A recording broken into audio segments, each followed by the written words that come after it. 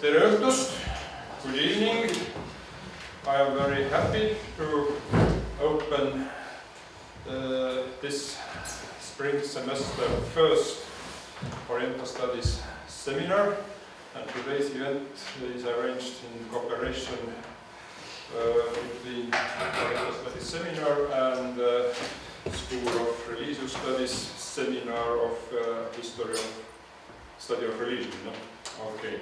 And I am double happy and proud to introduce our today's lecturer, my old friend and colleague from the Vilnius University, Professor of Indian Studies, Audrius Beinorius, who has his first week here in Tartu as guest professor. And many of you have met him already, but some maybe not. And his topic is here. So, Audrius, please, floor is yours. Thank you very much, Mart. And I would like to express my gratefulness to both departments, School of Religious Studies, namely to INDREC, organizer of this seminars, also to the Mart, who is also organizer of Oriental Studies seminar. What is missing? Perhaps the Department of Postcolonial Studies, but I'm not sure if such department exists at Tartu University. Usually, postcolonial studies are traditionally affiliated to the English literature departments, quite often. So that's why it could be the third partner organizing this lecture. Anyway, let's go to the topic. As I know, this topic also is intended for the students. That's the reason cameras are here. And so my duty is to divide my way of talking towards two directions, camera, students, and all who are here. Let's start about the main issues I'm going to emphasize in this lecture. So, just to show you a map of British Empire at its height, to look how British Empire has colored all the map of the world. This map is indication of the influence, cultural, intellectual, political influence of British and we can say Europeans. If we would have other colors indicating the influence of French, Spain, Portuguese, and so on, Dutch, then we'll see a completely colorful world map. Questions I'm going to raise in this my talk are following. First, how colonization has contributed to the westernization and modern construction of Hinduism. I'll be talking about history of religious studies, about the development of postcolonial discourse, but India, because that's my subject, my field, will be taken as a focus of my discussion. Other important question, what is the relation between postcolonialism, poststructuralism, and postmodernism? Because as we will see later, it's very closely related topics. What is about the Orientalist debate implemented by Edward Said, and what responses to his work we have? I will try to provide a critical responses to Said's attitude. Again, how postcolonial discourse changes our understanding of the nature of religion. And also finally, could be there an alternative models for understanding religion, redescribed in the terms, let's say, one example of cultural studies. There are many other options, but I take cultural studies as a one example. Of course, I'm driving towards Clifford Geertz's perspective in contemporary anthropology. Okay, imagining religion. Let's start my talk from the one famous sentence of Jonathan Smith in his book Imagining Religion. You can read it. I will not read everything now. I like this quotation very much, even if I do not agree with all statements of Smith, but still I think, especially second part, religion is solely the creation of the scholar's study. It's a very strict expression. It is created for the scholar's analytic purposes by his imaginative acts of comparison and generalization.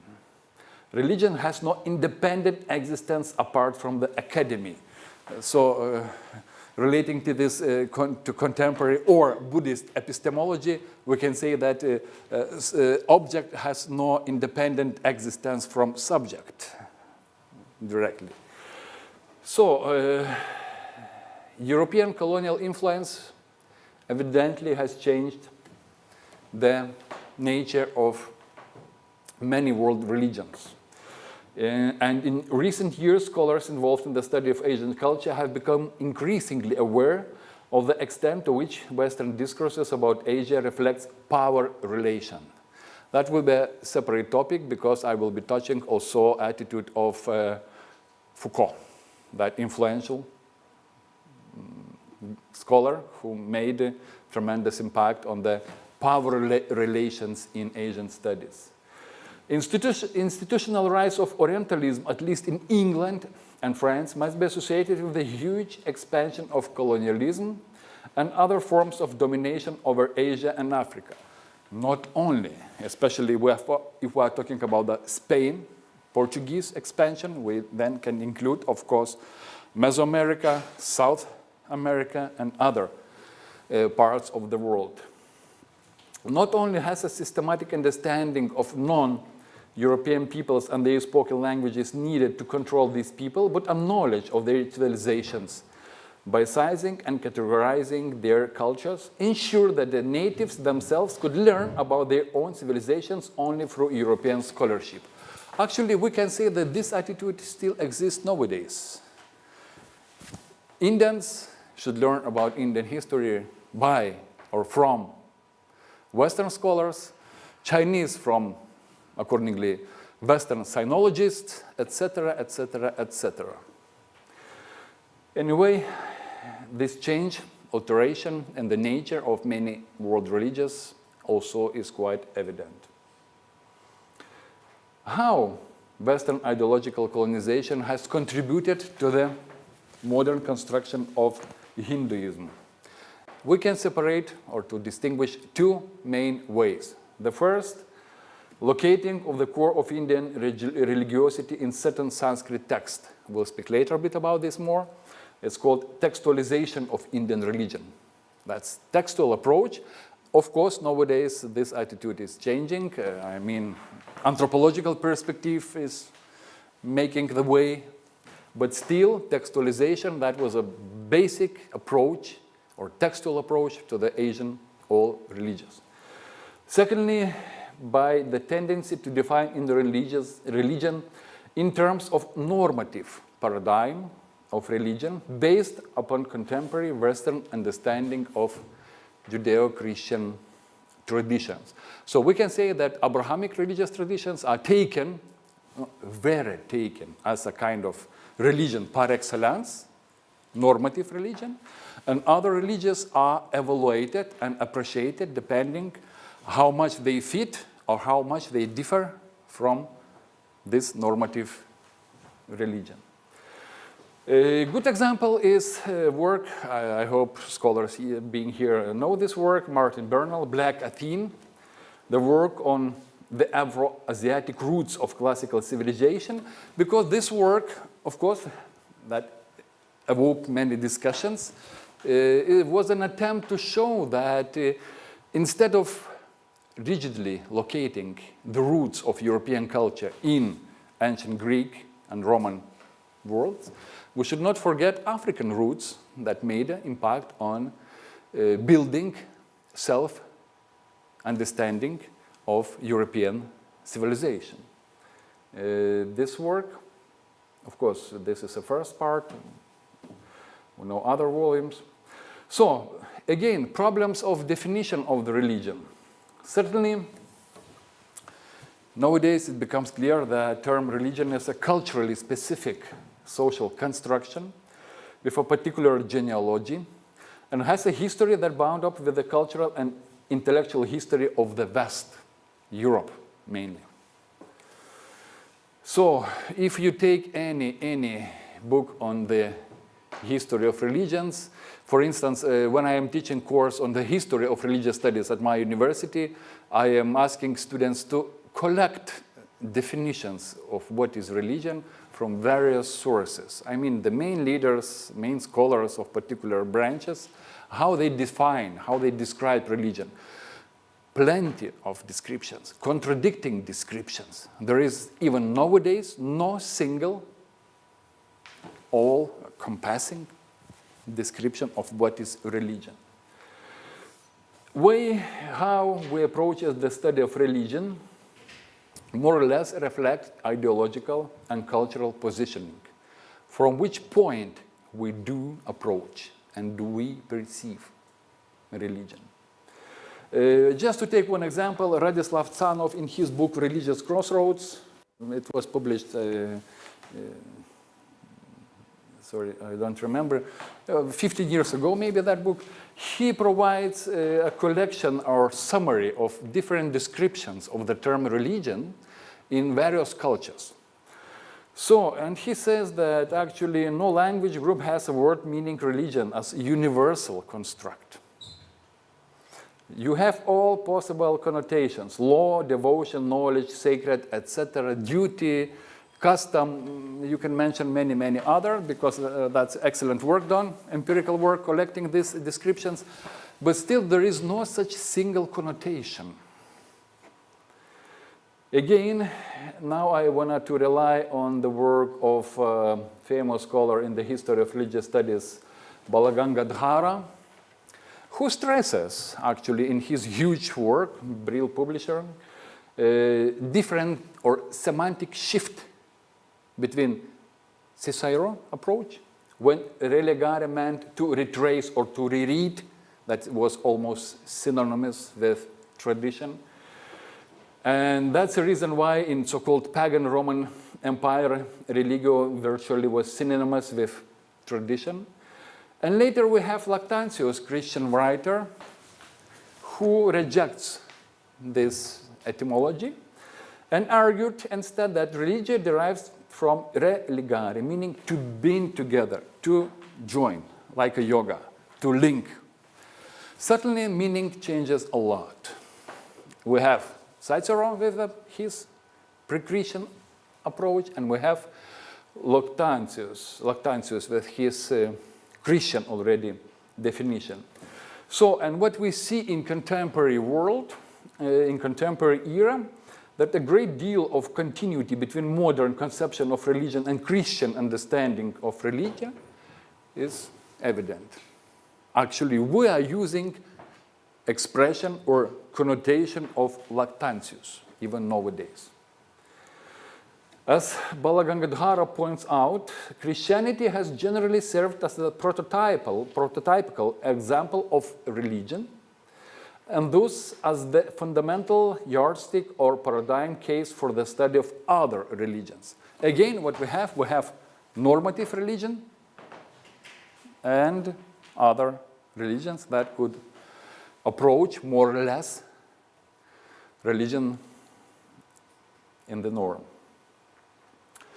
Just to mention some different approaches. The concept of religion as theoretical construction is useful for the purposes of examining of one particular aspect of human experience, but should not be reified in the field of increasing academic specialization.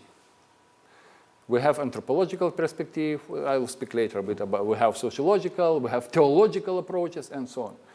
And popular meanings are completely different. If you would make a kind of, questionnaires, how people understand the concept, the term religion, and you will distribute it in China, in Japan, in Europe, you will get completely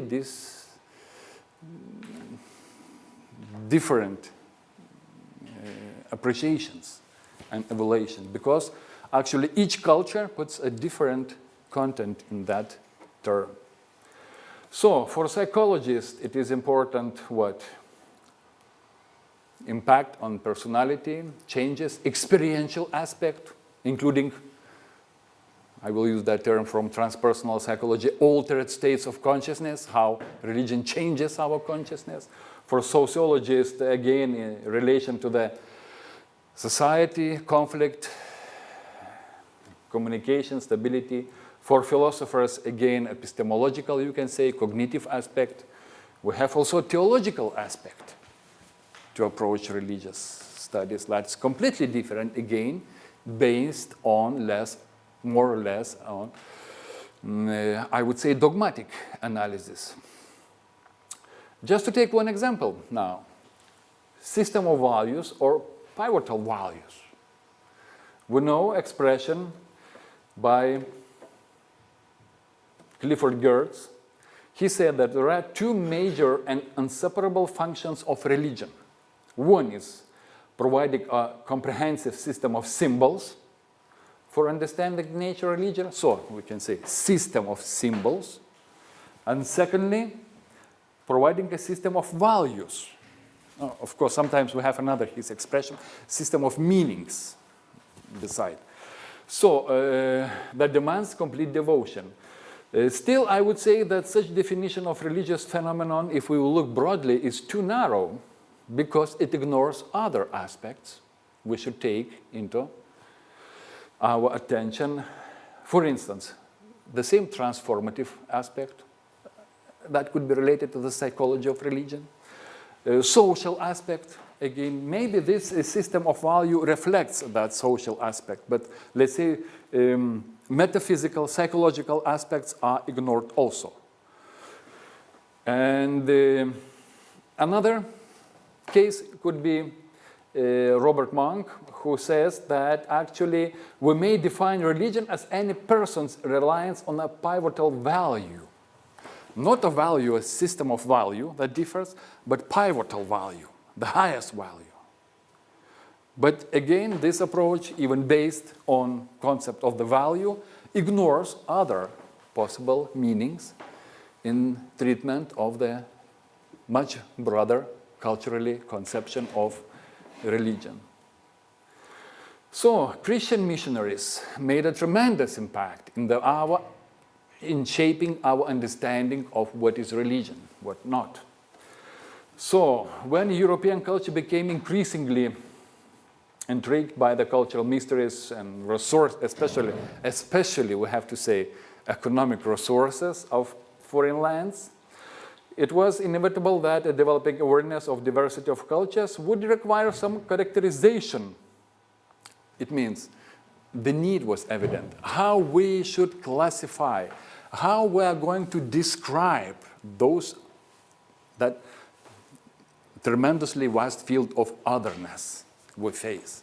So the need for classification and enumeration and description was essentially, as my colleague in the field, in the Department Center of Oriental Studies know very well, for the rise of Oriental studies. Then Oriental studies institutionally began, and all comparative approach was directed or directly related to the disputes, confessional disputes, with Christianity, religion par excellence. Accordingly, the religions of the Orient, Pacific, and the Americas, ancient Greece, Rome, were repressed into the service of religious interests of the West. The predominant perspective of Christian missionaries in all areas. We should not forget the reasons why many Christian missionaries, especially Jesuits, were expelled from Tibet, from Japan, from other countries, because of too active and too aggressive, in many cases, activities.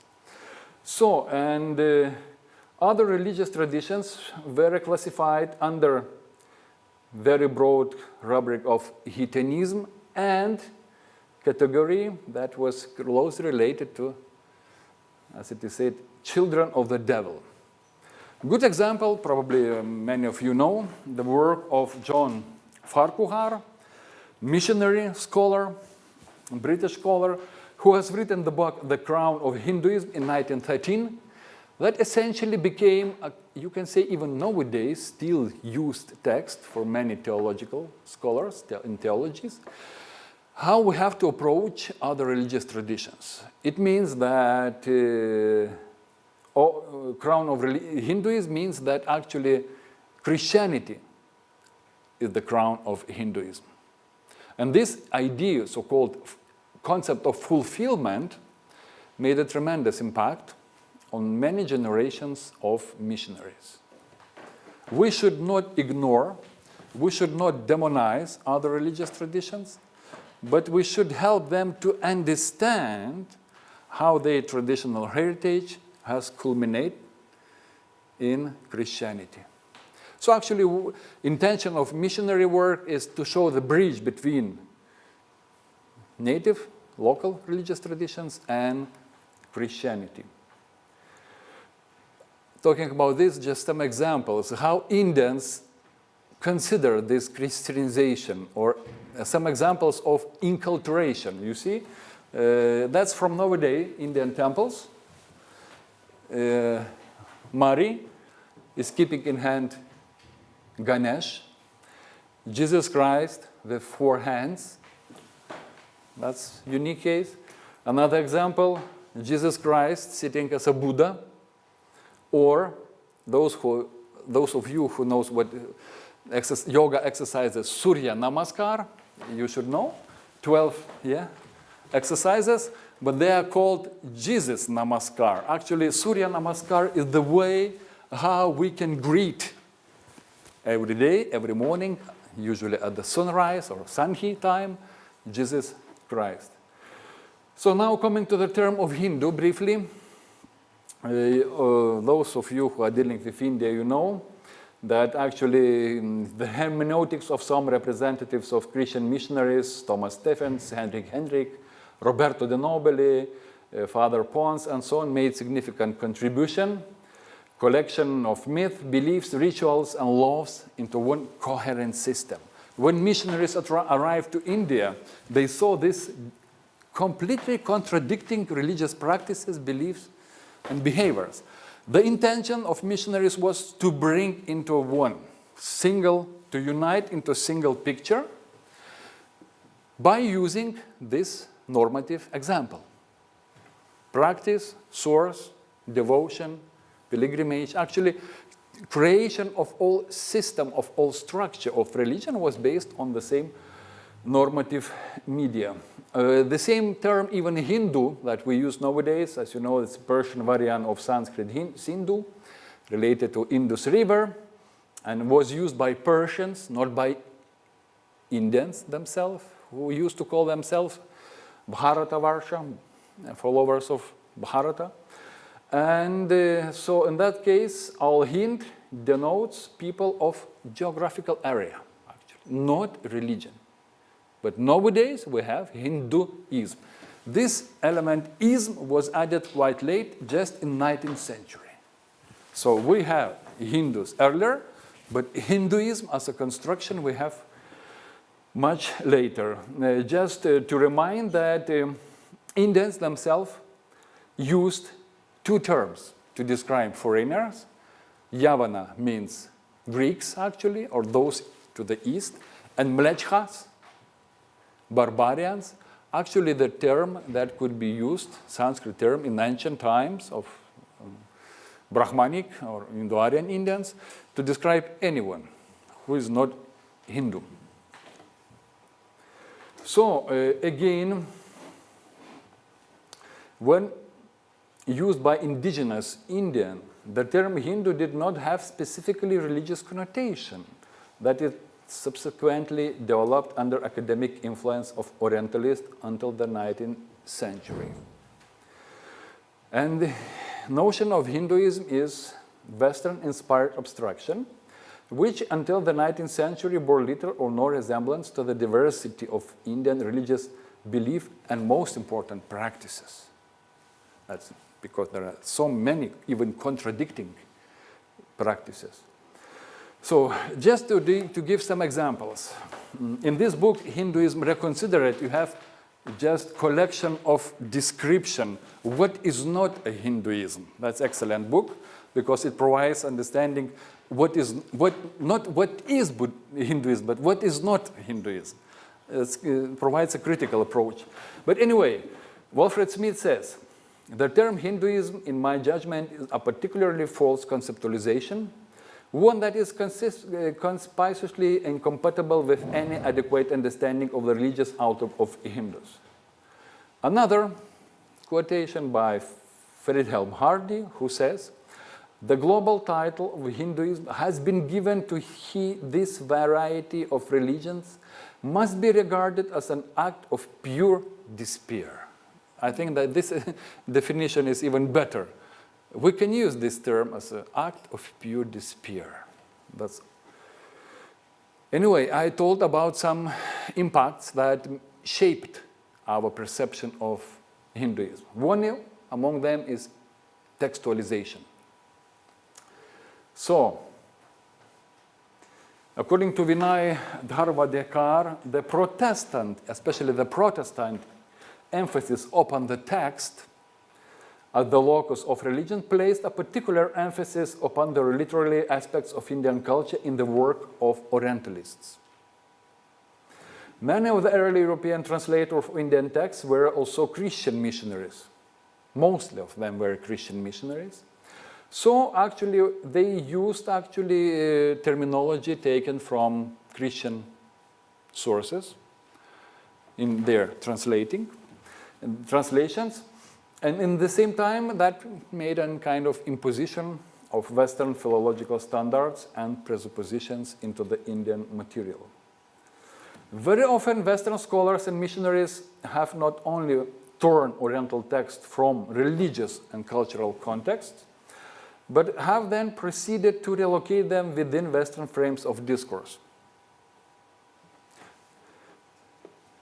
Good example, a scholar of Indian studies and well-known in field of comparative religion studies, Eric Sharp, has commented that, for example, that the Western tradition of Bhagavad Gita, the holy script, holy text of Hindus, of Bhagavad Gita hermeneutics, has been it's almost a total lack of interest in the Hindu world's own estimate of its own Gita. It means that actually Oriental scholars, they paid no attention. They had no interest how Hindus themselves provide particular hermeneutic interpretative approach to the texts. Of course, a nowadays situation differs, but we are talking about 19th and even the first half of 20th century in the field of Indian studies. Another problem, Brahmanization of Hinduism.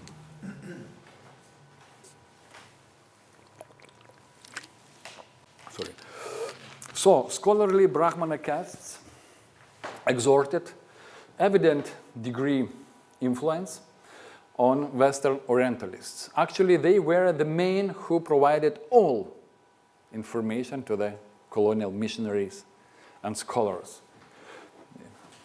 And in this way, the impact on the construction of Hinduism was evident. Especially when we're trying to talk about the textual approach. You see this image, Brahmins, the head of Varnas, India's society. So, what is the essence of Hinduism? What are the main Hindu doctrines?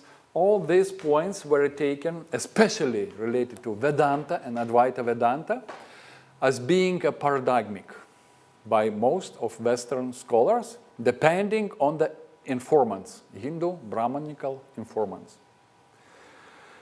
And so, actually, what is called local or tribal forms of Hinduism were not taken into account. That made a tremendous impact in the sense that scholars or classical Oriental scholars, they decided that they know much better than local population what is real Hinduism, because they are dealing with primary sources. Especially oral or popular aspects were completely ignored. Okay, ignored till the second part of 20th century, because now, especially in anthropology, we have Professor Ulla Walk representing completely different approach and dealing exactly with local, popular, oral forms of Hinduism. Another aspect I have to mention, Semitification of the Hinduism. Semitification means that actually we cannot apply a globalized, abstract systems of thoughts for religious experience of other cultures. And that was Professor Veena Das who introduced this term, Semitification of Hinduism. Meaning what? That actually during and after European colonization, Indian religion was conceived by Westerners and finally by Indians themselves in the way conducive to Judeo-Christian conception of religion.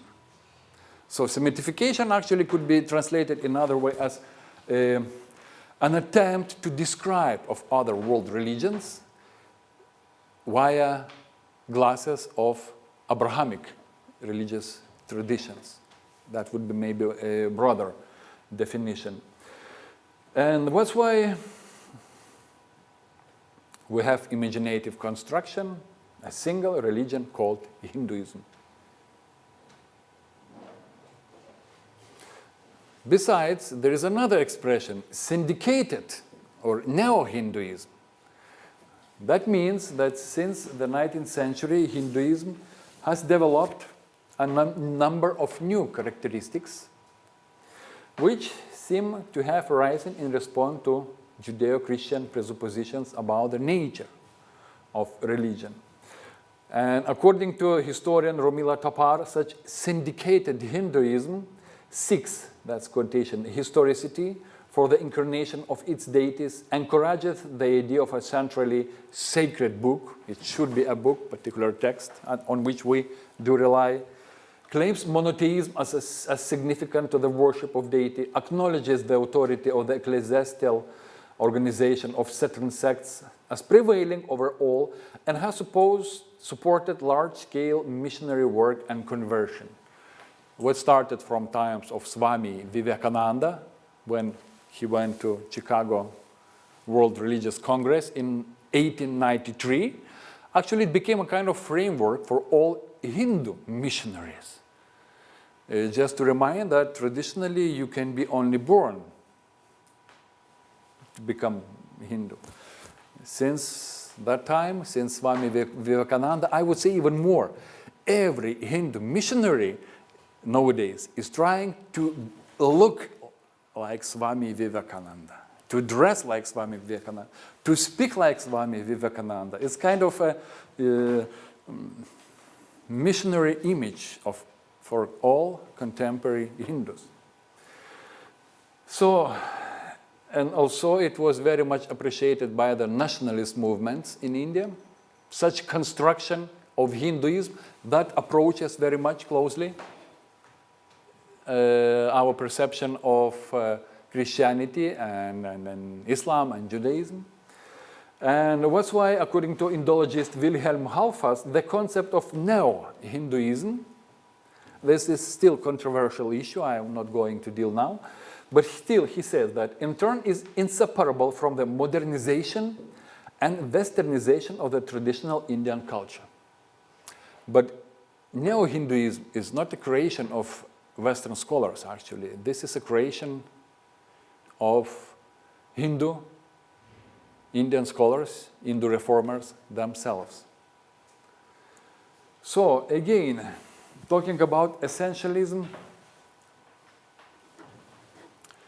we should not forget that not only Christianity was taken as a normative example, we have also modern secular liberalism as a case, as a model case for analysis. Example is the work of Louis Dumont, a classical sociological study on the Indian caste system, Homo hierarchicus, that represents the antithesis of the ideal Western man or Homo equalis. Western man is a kind of normative paradigm, norm, and Indian is just kind of derivation from that norm.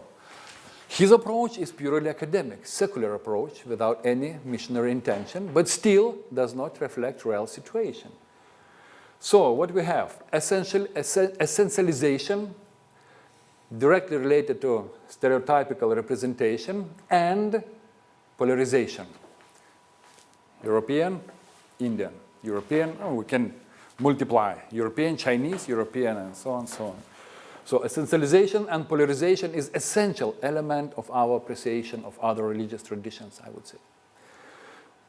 Again, new Indian intelligentsia educated according to European cultural standards, keeping in mind that most of the Indian intellectuals since the end of 19th century, beginning of 20th century, they got education in UK, in other European universities. Actually, they absorbed the perception of Europeans, of India, and that was a new tool to implement and to disperse understanding of India. That's why a contemporary Indian scholar, Ashish Nandi, even is using the term a second colonization of India. Done not by the Westerners, not by Oriental academia, but by Indians themselves.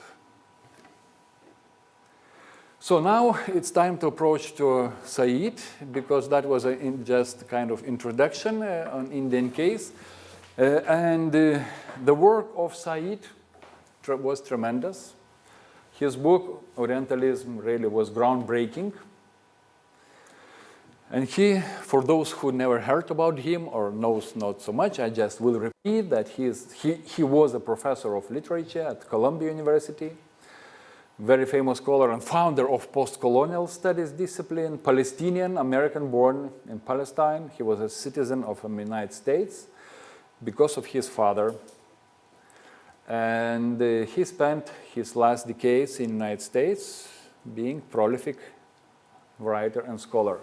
He was educated in the Western canon at British and American schools in Egypt, in Cairo, and other places. And he applied his education and his bicultural perspective to eliminating the gaps of cultural and political understanding between Western and Eastern worlds. He started a stinging critique of Western notions of the East and the ways in which Orientalist discourse has legitimated the colonial aggression and political supremacy of the Western world. So sometimes, even nowadays, there is such expression used, Orientalism before Said and after Said.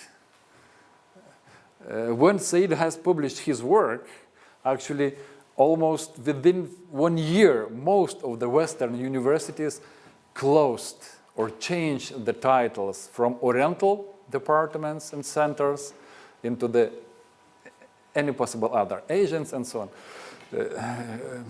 Because in Vilnius we had no colonial past, we decided to keep that term, especially when Oxford still is keeping Oriental Institute in spite of Saidian revolution. And I know you have here at Tartu University, Center for Oriental Studies. Just I'm very much pity that only 10 days ago, 2 weeks ago, Vilnius University has changed finally its title from Oriental Studies Center into the Institute of Asian and Transcultural Studies. So now Estonians and Tartu are just alone keepers of this term Oriental Studies Center. So briefly, how Said defines Orientalism in a very condensed way. According to him, he refers this term to 3 interrelated phenomena. First, Orientalist, as he says, is anyone who teaches, writes about, and researches on the Orient. Some of us are Orientalists, according to his description. Doesn't matter, you are anthropologist, sociologist, historian, and so on and so on. Who's supposed to be an expert in Oriental cultures? Second, Orientalism is a style of thought based upon an ontological and epistemological distinction made between the Orient and the most of the time the Occident. And third, and perhaps most significant for Said, Orientalism can be discussed and analyzed as a corporate institution. So this level is institutional level for dealing with the Orient, dealing with it by making statements about it, authorizing views of it, describing it, by teaching it, settling it, ruling, and so on and so on. In short, Orientalism as a Western style for dominating, reconstructing, and having authority over the Orient. This is just in brief. What is also important that Said takes his material, field material, from the Western study of Islamic civilization, and he says that it was a kind of exercise in political intellectualism, or had a political implications. And also it was a psychological exercise in self-affirmation of European identity, higher, purer European identity. Therefore, Orientalism was a method of practical and cultural discrimination that was applied to non-European societies. Even he is taking as a focus Arabic Islamic culture, still that could be multiplied, talking about other civilizations and other cultures. Again, in Western writings about the Orient, the perceptions of the East presented in Orientalism cannot be taken at face value because they are cultural representations. This is another key word by Said. He says the notion of cultural representations as a means for domination and control would remain a central feature, not he said, I say, of critical approach proposed in Orientalism. So in this way, Orientalism fictionally depicts Orient as irrational, psychologically weak, feminized, non-European, other. So actually, the work of Said describes how European consciousness has created of religious and cultural otherness via bipole opposition. So also, he is talking very much about imperialistic interests, about imperialistic intentions. And he says that Orientalism refers to those particular discourses that in conceptualizing the Orient render it susceptible to control and management. That's excellent expression, just to mention his quotation. There was and is a linguistic Orient, a Freudian Orient, a Spenglerian Orient, a Darwinian Orient, a racist, you can say Nazis Orient, and so on. Yet never has there been such thing as a pure or unconditional Orient. Similarly, never has there been a non-material form of Orientalism. Okay, can it be, that's my already critical approach, can it be anything pure? That's a postmodern approach. Can we talk about the pure forms of Orientalism, especially non-material forms? Of course, no. So what we see from this quotation, that Said is they taking a point, very extreme point. It never can be in such way done, but still. So in his later book, especially Culture and Imperialism, Said demonstrates how Western culture itself is massively, invisibly shaped by the ideology of imperialism, of Western superiority, and illuminates the imperial doctrine found in much Western culture.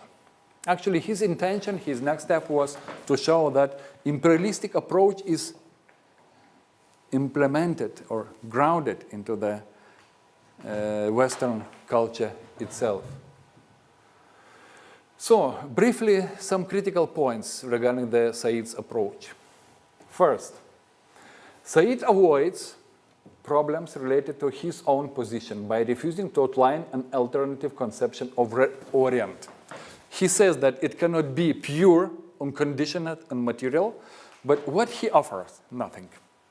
You know, it's always, at least in Lithuania, we have such expression that philosopher always has to be in opposition. It's because it's always very easy to criticize, but not to propose something. In this case, attitude of Said is purely intellectual, just to criticize, not providing any other perspective. Another, he's talking about French and especially British imperialism, a little bit American, but he never speaks about especially German Orientalism. What different? Germans, they had no colonies, at least on such level. So that would be completely different picture. And keep in mind that, for instance, Indian studies, that's my field, South Asian studies, were developed under tremendous German impact, who had never colonies. That was textual based. Of course, they contributed a lot towards textualization of Hindu religious traditions, but without any colonial intentions. Another, in representing the Orient as essentialized and stereotyping other of the West, he never was talking about heterogeneity and complexity of the both, Occidental and Oriental. Asia is not unity, and Western world also is not a single unity. It's not a homogeneous traditions. You never can find those differences mentioned in Said's work. Also, too much emphasis is made on the passivity of the native. When you read Said, you get an impression that actually everything that intended colonizers to do, they could do. All colonized were so much passive. No resistance, no ideological resistance, no intellectual resistance, no resistance actually came from them. Of course, it is not the case. And finally, his work places a little emphasis upon sympathetic, on non-reductive, receptive Orientalism, what Richard Fox calls affirmative Orientalism, receptive Orientalism. We have, besides, romantic Orientalism. You know, already starting from Nietzsche, Schopenhauer, we can speak about the romantic approach, not talking about theosophical society. Later we have all New Age movement that had also, of course, you can say that was non-academic, but still that was completely different romantic approach towards Asia. Briefly to mention the work of Hajime Nakamura. Again, a very famous work that evoked many controversial discussions, debates. It was reprinted, republished by UNESCO and so on. But his work, The Ways of Thinking of Eastern People, India, China, Tibet, Japan, that was first edition in 1964, was extremely significant because it has swept aside all cliches of cultural generalization, especially monolithic comparisons. He was, in this work, he took analysis of the language, linguistic structures. So you still can see structuralistic approach in his methodology. He wanted to compare or to derive the way of thinking of Chinese, Japanese, Tibetans, and Indians by the way of language analysis. Of course, this psychological approach was criticized very much, especially when he was using this term way of thinking. It approaches the concept of mentality. Mentality approaches very closely concept of racist divisions and so on. But still, what I wanted to say that actually Nakamura's conclusion was significant. There are no features of the ways of thinking exclusively shared by the Asians as a whole. There is no Asia. By the way, it's important, 1964, when Honolulu, Hawaii, East-West Center is still reproducing these dichotomic structures, philosophy East and West, especially in the field of philosophy, Nakamura shows it's impossible to talk about East in general. So that's why essentialized cultural East-West dichotomy has been strongly challenged and completely denied. Briefly about relation between post-structuralism, postmodernism, and postcolonial hermeneutics. What is required for the comparative study of religion to move into postcolonial space is conscious attempt to develop new conceptual models and methodological frameworks for the comparative study of religion. So what we need a conscious attempt, a different level of self-reflection, that means, perhaps. Again, much of the contemporary reflection that has gone on within postcolonial studies has been informed by the popularity of post-structuralist and postmodernist theories. The major project of postmodernism, the deconstruction of the centralized, logocentric master narratives of European culture, is very similar to the postcolonial project of dismantling of the center margin binarism of imperial discourse. So the construction of logocentric approach is also part of post-colonial perspective. There is no colonial center. Postmodernism, as a specific cultural and intellectual movement within the West, has also tended to be a rather narcissistic and self-congratulatory in its claim to have unmasked the universalistic pretensions of all meta-narratives. Just example, at least, I know that most of PhD dissertations in the field of philosophy at Vilnius University are still in the field of postmodernist philosophy. Still. Sometimes people are talking about post-after or after postmodernist approach, but still postmodernist perspective. Just to mention, excellent quotation by Zaudin Sardar, who in his book, Postmodernism and Others, says, postmodernism is simply a new wave of domination riding on the crest of colonialism and modernity. What does it mean? That for Asian people, for former colonized cultures and civilization, postmodern approach means the same destruction of what they are trying to build on. National identity, cultural values, and so on. There are no legitimate narratives. That's the approach of Sardar. Of course, Foucault was tremendously important, and Edward Said parted company with post-structuralists, and especially Michel Foucault. Much of the contemporary literature invoking colonial discourse analysis displays a marked indebtedness to the works of Foucault, and especially his analysis of the multiplicity of the power relations within society. I should add, between societies and within society. There are two aspects. Main point was, of course, Foucault, he was dealing with European culture. He was talking about all power relations in European society. But that was taken by Foucault to talk about tensions between different cultures and different societies. The rejection of grand narratives of totalizing worldviews and absolute foundations, along with emphasis on fracture, heterogeneity, and incommensurability, mark out postmodernism for modernist Enlightenment project. Some scholars argued that his analysis, Foucault's, Michel Foucault analysis of power results in acute form of political reductionism and ignores the rich history of extra-political intentions and the role of individual intentions. Not always purely political and imperialistic intentions played a role. Not always institutional approach was dominant. Sometimes simple individual interest could make a significant impact in our perception of cultural otherness. Because Said was dealing, actually in his works, all material is taken for Islamic and Arabic cultures.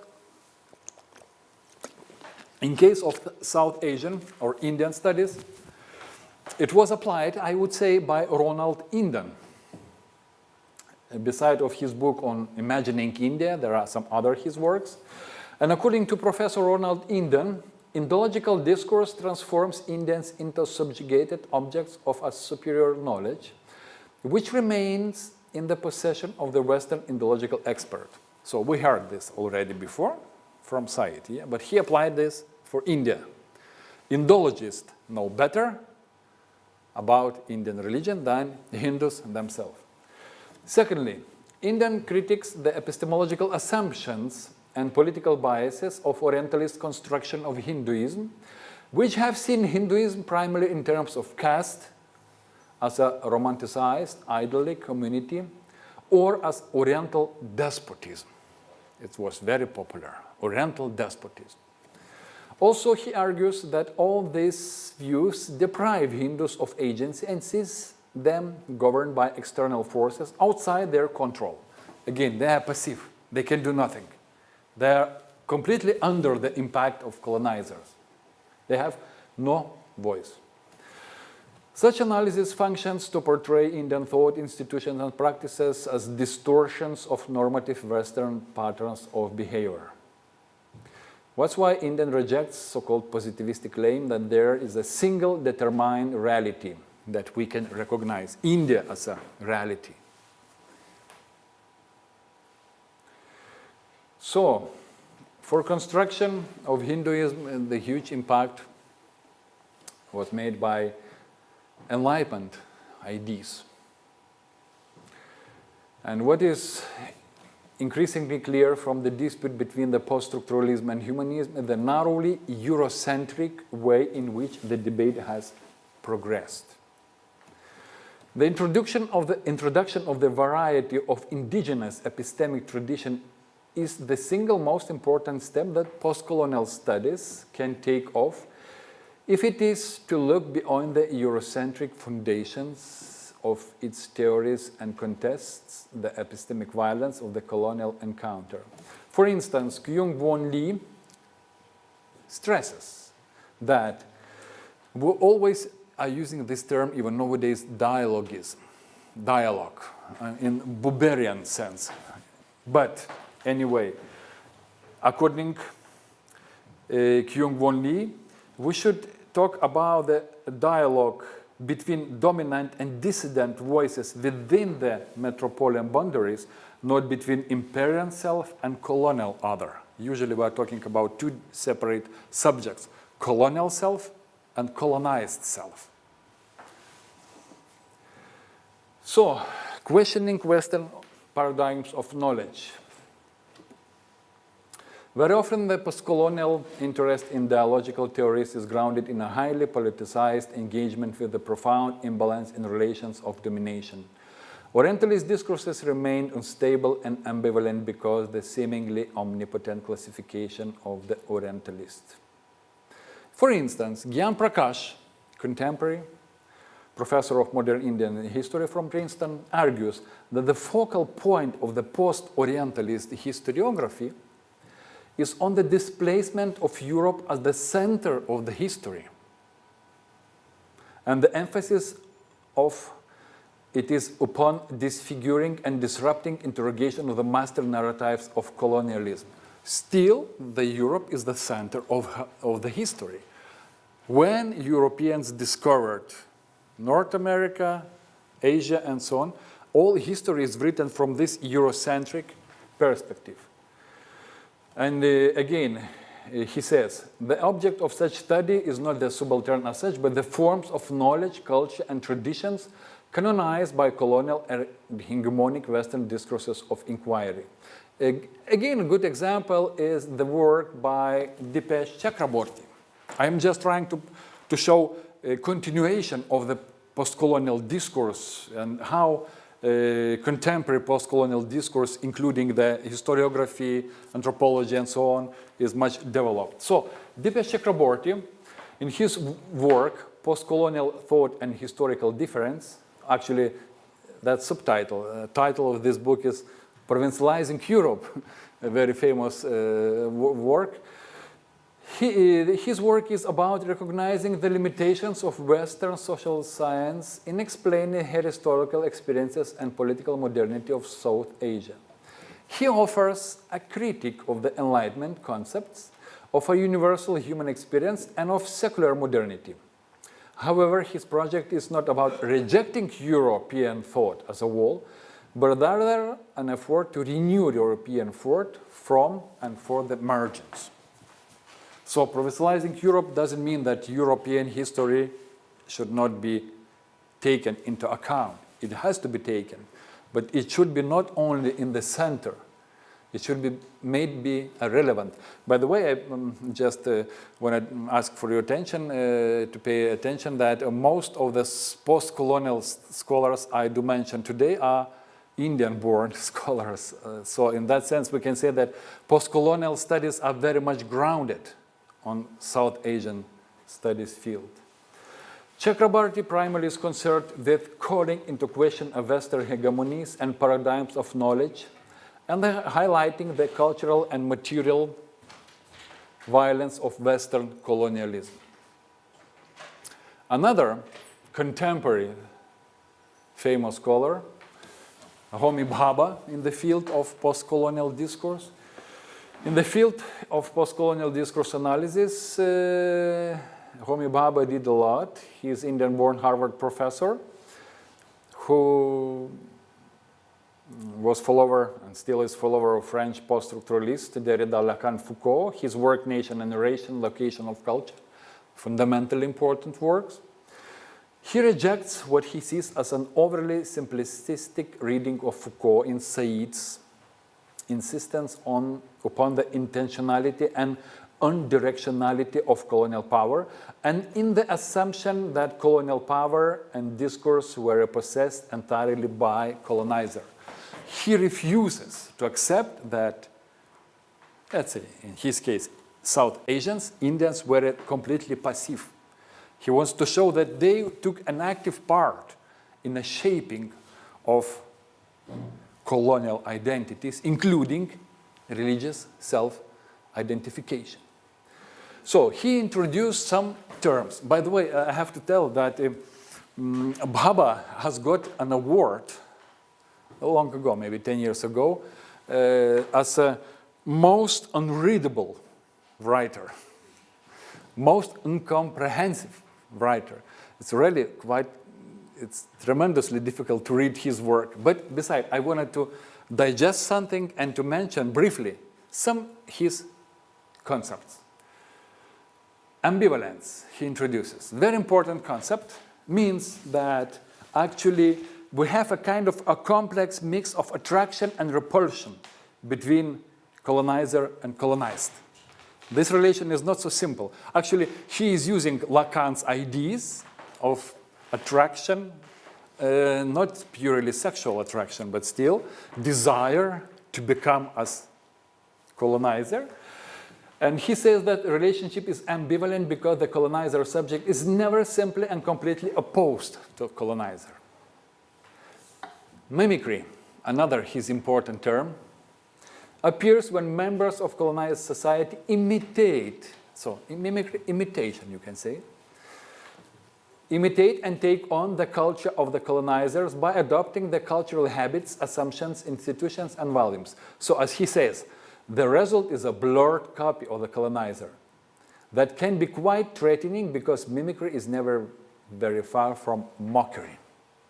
By the way, it resembles, I've been talking a few days ago about Freudian approach to religious studies. Freud also, not Freud, Carl Gustav Jung also said that Western practitioner of the yoga,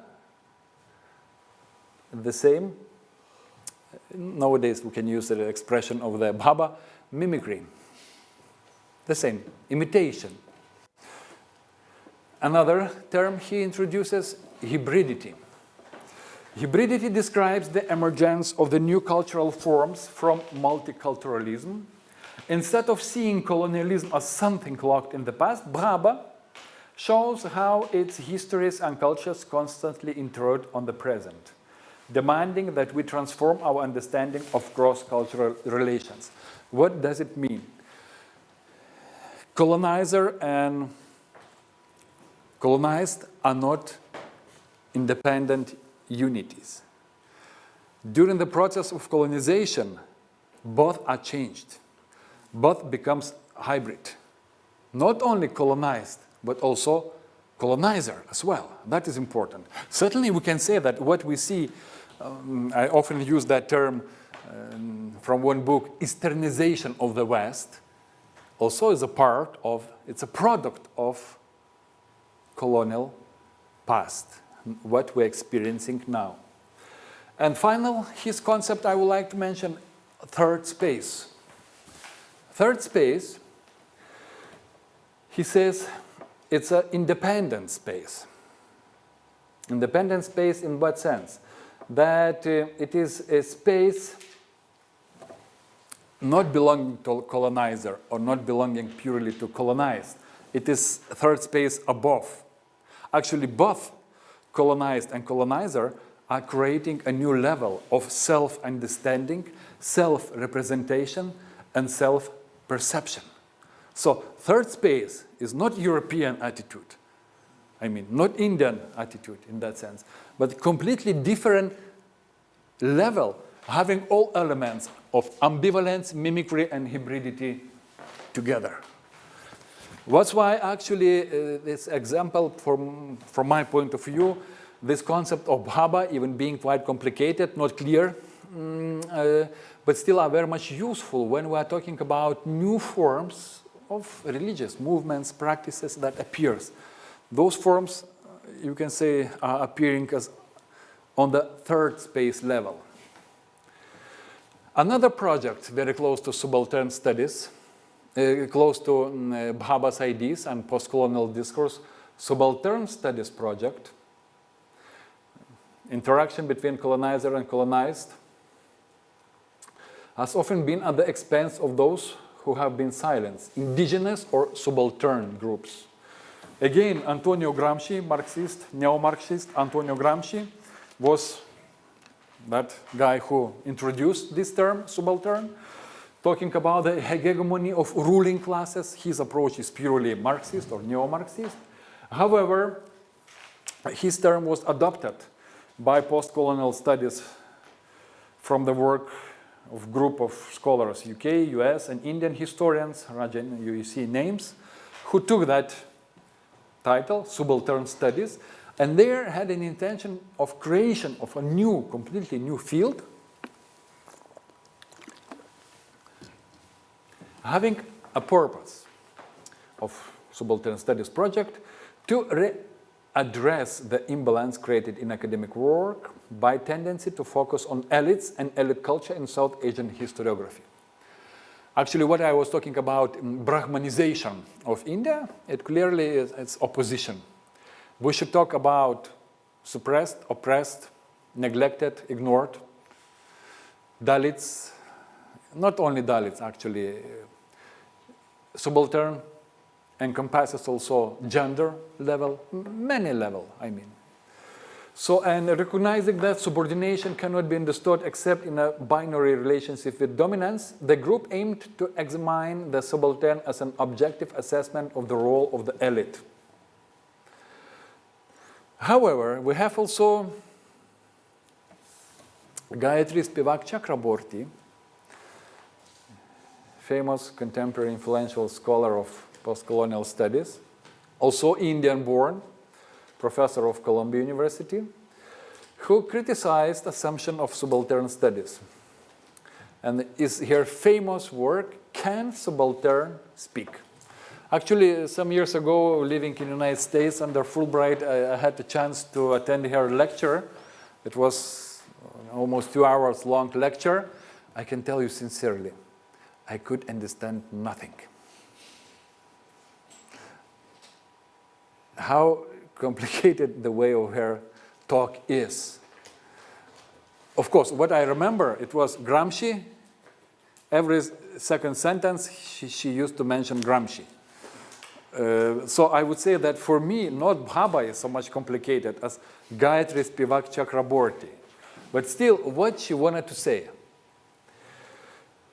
Her first criticism is directed at Gramscian claim for autonomy of subalterns group.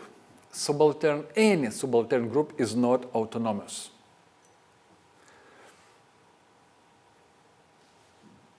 Secondly, there is no methodology for determining who or what might constitute this group and can avoid essentialism. It's very easy to describe probably what is subaltern group, but always we're in the danger of essentialization, according to her.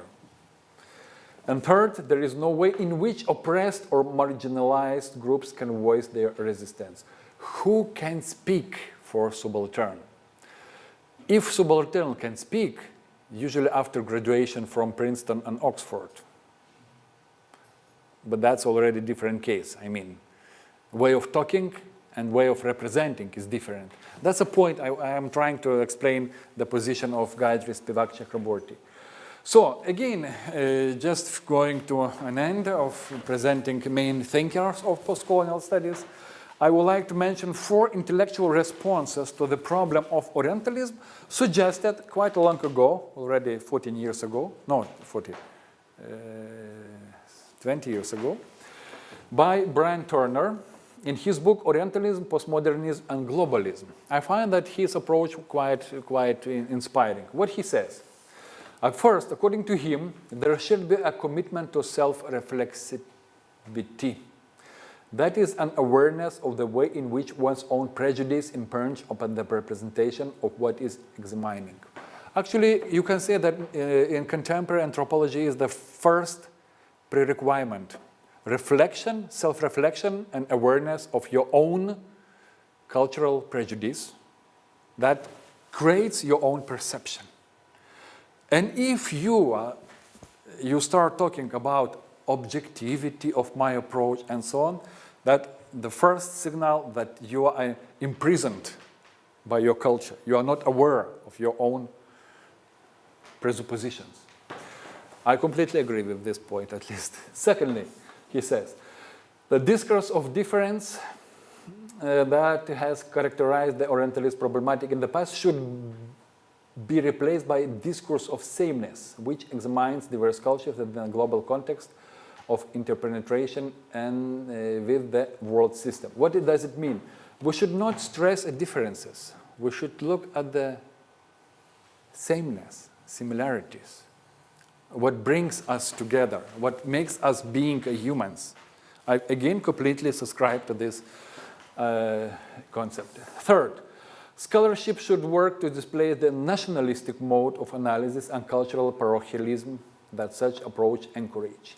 Yes, what we see nowadays in many Asian countries, especially in India, that's an extremely, evidently increasing level of nationalist discourse. It doesn't help for our proper understanding of what is going on in contemporary India. Finally, Turner argues that anthropological gaze should also be directed toward the orderliness of Western culture in order to dislodge the privileged position of dominant Western culture. It fits very well with Jan Prakash, Dipesh Chakraborty, provincializing Europe. We should not consider our own tools of investigation to be unique, exceptional, and so on. And these 4 responses, according to Turner, provides us with the tools to deal more effectively with the problem of otherness in post-colonial era, as well as to develop proper attitude towards the interpretation of religious experience. Also, a few words about hermeneutics and the myth of objectivity.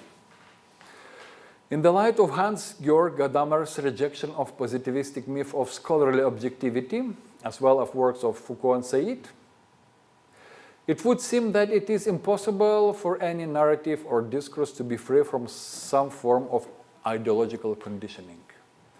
Gadamer's hermeneutics teaches us to accept prejudice for urtile as something indispensable, and to discard the abstract and vacuous ideal of an entirely open and unprejudiced understanding. According to him, the projective tendency in human understanding is an essential component of the hermeneutical process. He says, a person who is trying to understand a text is always performing an act of projection, always. So now we can replace this word, a text, into the culture, religion, we're getting the same. A person who is trying to understand a religion, otherness, is always performing an act of projection. That's why Western readings of Asian religious texts are eisogetical, from the term eisogesis, reading into. Reading text of other culture, perceiving our culture, other culture, what we do, we always project our own unconscious presuppositions. And just to mention that East is nothing else as a myth that resides in the head of Westerners, a convenient screen on which the West projects reverse images of its own deficiencies. Harvey Cox. Ashish Nandi, he says, it did make Western man definitionally non-Eastern and handed him a self-image and worldview which were basically responses to the needs of colonialism. The discovery of the Orient was designed to expel the other Orient, which had once been a part of the medieval European consciousness as an archetype and a potentiality. So still we're talking about the same projection. But it doesn't mean that we should dream to become like an Indians. It's impossible.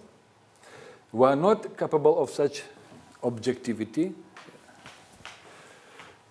And what is not always evident in Gadamer's writing, it is interpenetration and interaction in the history of different ideas.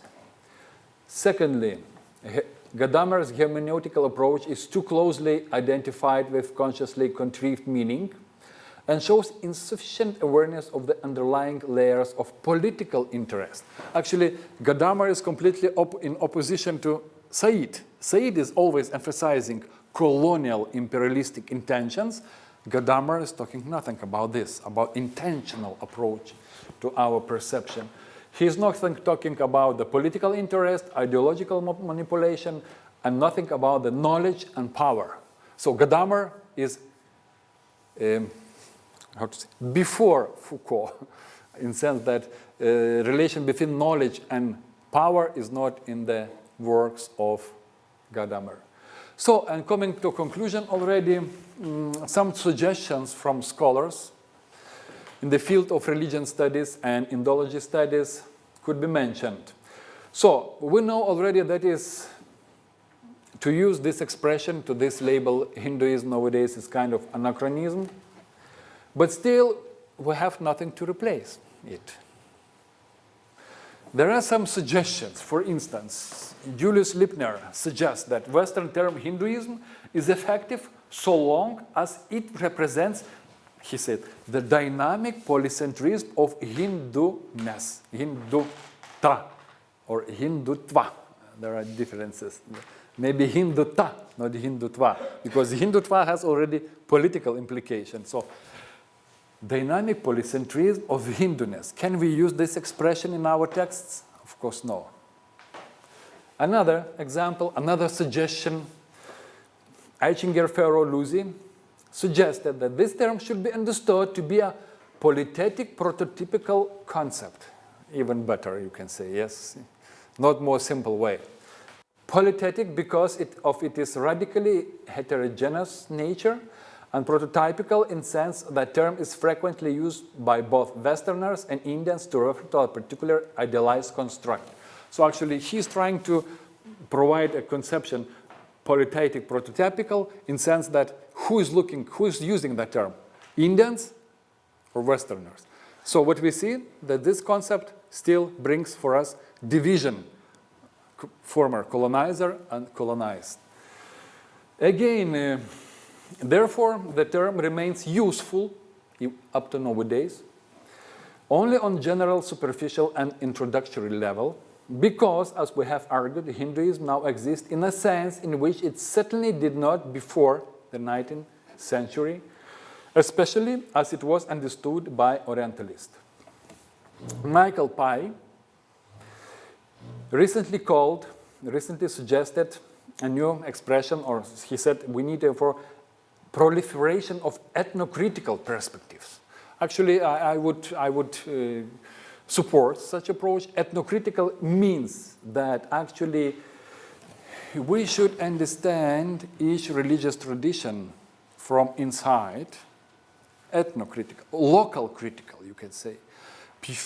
Being purely aware of all historical circumstances, creating that local religious practices, and of course, as much as it is possible to try to avoid all Christian presupposition, especially for Europeans and Westerners, because still that exists in our mind, to search for hierarchy, to search for institution, to search for holy script, for holy text.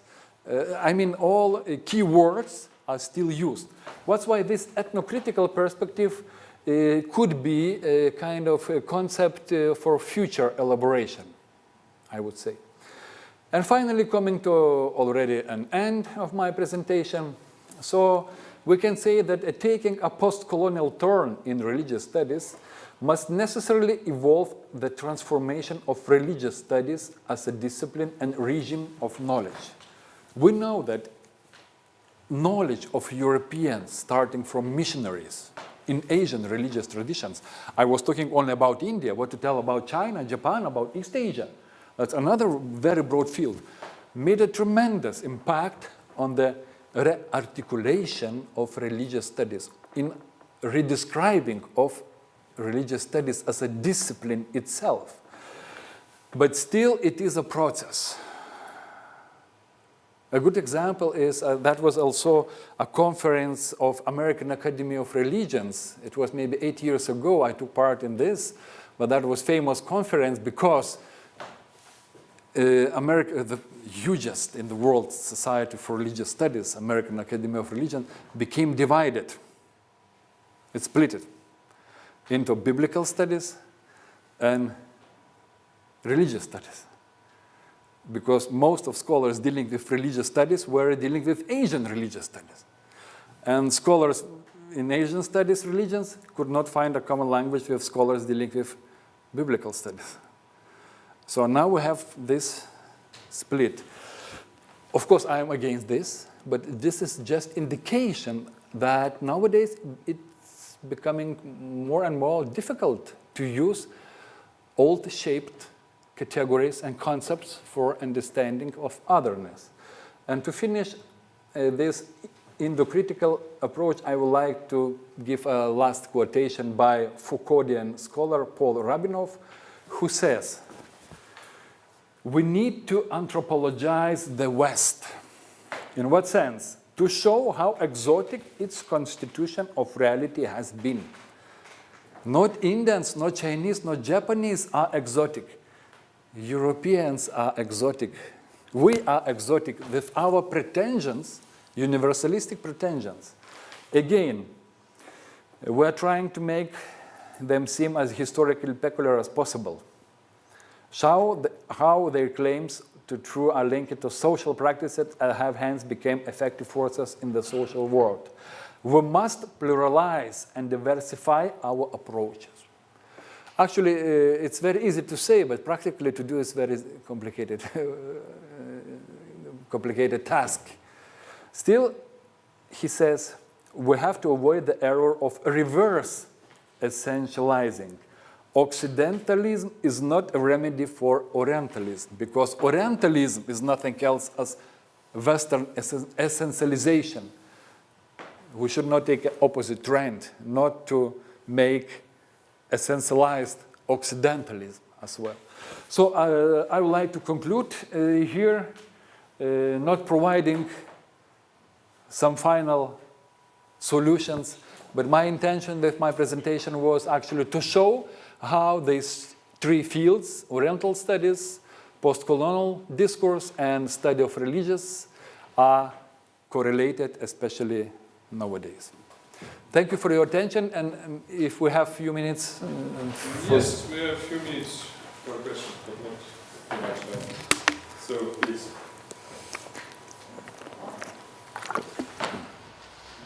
Well, thanks a lot for this really rich and insightful lecture mapping so different approaches to South Asia and the Orient. I was thinking about, well, Homi Bhabha's ideas and how it really makes sense to understand how Hinduism was constructed. Because it was not constructed only from outside by the British, but also from inside. Well, the Ram Mohan Roy, the Bengali scholar, was, I think, the first one who in the English language used the word Hinduism. And how he defined it, he actually introduced some very interesting local perspectives. For example, it was food ways. that was essential for him, not so much what people believe, but what they eat, how to define who are the customs and social practices. Yeah. And also ancestors, but he mentioned food ways that the Hindus share. So this approach to religion or culture, it is according to it is what people do, what is the practice, not so much what they believe. That's one way how to approach. And then I also think about these quite agnostic scholars like Bala Gangadhara, who talked about him because he's so radical. He almost claimed that Europeans understand nothing, that there is no way to understand India. India is totally other. And he who represents India, he was also agnostic, that he could not understand Europe, although he's a professor at Kent University. So I'm not so agnostic. I believe that there is a way of a dialogue and bit by bit to start. Yeah, I completely agree. But I like him and his work, that book I mentioned, The Heathens, because actually it provides a completely different approach and completely different perspective. Sometimes we need we need a Zen stick, to be awakened from our conservative and predominant ways of thinking. And Bala Gangadhara is the case. He being a very radical, if you can listen to what he is intended to tell, his approach can be very much useful. And in that sense, how religious studies were under Christian normative paradigm, it seems to me that he reveals quite well, even being in strict opposition. Of course, this opposition is not a way I would subscribe for the future. In case of Bhabha, Bhabha was not the first who started talking about these local practices, local customs. We have the early British anthropological school already started talking, some scholars, about customs, about the law, about the weddings, about the marriages being under religious umbrella. So this local aspect perhaps is not the main point of Bhabha's approach. What I like in his ideas and among his ideas is an attempt to show that these two subjects, colonizer and colonized, are not independent, are not pure, that they are always in interaction, they are shaping each other. Richard Schwederer, founder of one of fathers of psychology of culture, has said that psyche and culture just make up each other. So I would say that that's exactly colonizer and colonized, if we are talking about the religious practices and cults, are just making up each other's. And the concept of hybridity, ambivalence, mimicry are very significant, it seems to me, because they never used by, again, a quite radical approach by Edward Said. In that sense, Said is very similar to Bala Gangadhara, perhaps. I don't know if I answer your It was not so much a question, just a response. Yeah. I do agree that Hinduism was a very useful kind of joint construction of the British and the local scholars. And after all, I think it helped for the Indians in a longer run actually to overturn the colonial term, because the notion of Hinduism as a world religion, well represented by Swami Vivekananda and the others, it really gave dignity and power to the Hindus. For self-esteem, yes, but nowadays what we see, this elaboration, construction under Hindutva, nationalist BJP approach, it seems to me it's already a kind of racist approach, sorry. But I'm very much against of nationalist politics of India. And it is a danger, I think, for India, because it completely ignores multicultural history. Where are Buddhist communities, Jaina, Sikhs, not talking about the biggest Muslims community. So, and still such self-description as being a pure, independent Hindu follower again ignores all impacts that came from the same South Asian subcontinent. I mean, from Islam, but Hindus get, and so on. It's a too simplified, perhaps, approach. But of course, starting from Swami Vivekananda, that was evident need to claim we are unique, we are tolerant, we are having many gods, we need no more gods, we need a bread and so on. And all speeches of Vivekananda, Dayananda Saraswati, of course you can mention, who was trying to reshape Hinduism according to pure Vedic perception. It was again another construction under westernization, under the impact of Europeans. Yeah, I agree. Yeah, please. Okay, two last questions. Our time is over. First, Yeah. and then you. Okay, then quickly. It can undermine the epistemic bias of Occidentalism and Orientalism of Saidian postcolonial studies. As you said, it's a linguistic or semantic problem.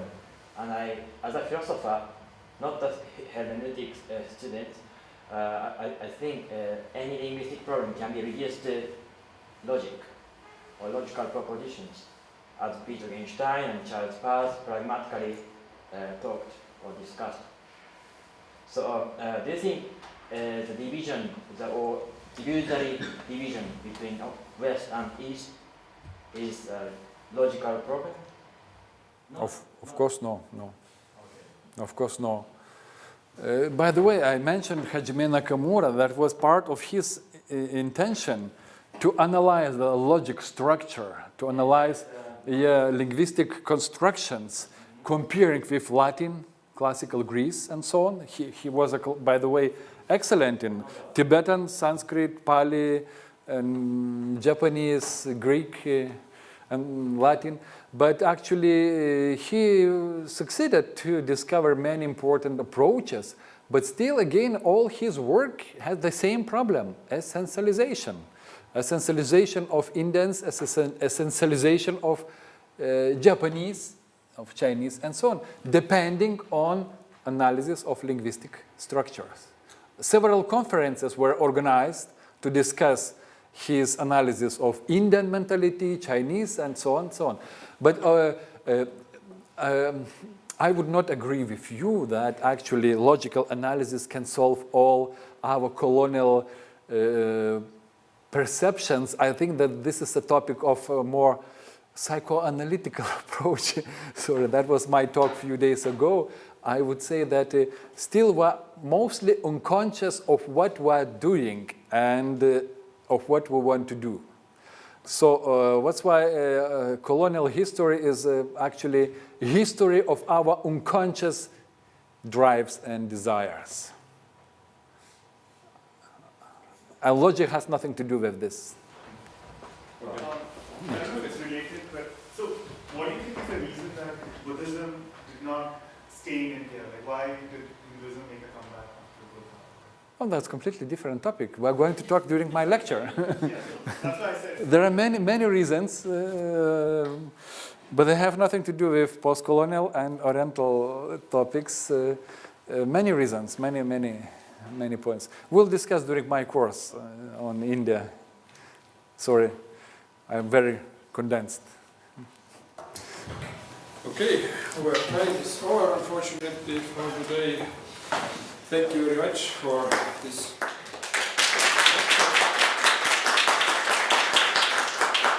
Thank you very much for coming and listening. And Professor Beinorius have a couple of lectures this week more, and he will be back in April, and I'm sure that we will meet in the framework of this Oriental Studies seminar. I have to continue my participation in seminars on religious studies, maybe in autumn, if Indrek, who is supervisor of these seminars, will allow me and will include me. And also I'm looking forward to my participation in the lectures and seminars of Oriental Studies Center on Buddhist studies, on Indian Buddhism as well. So, but that probably in autumn semester.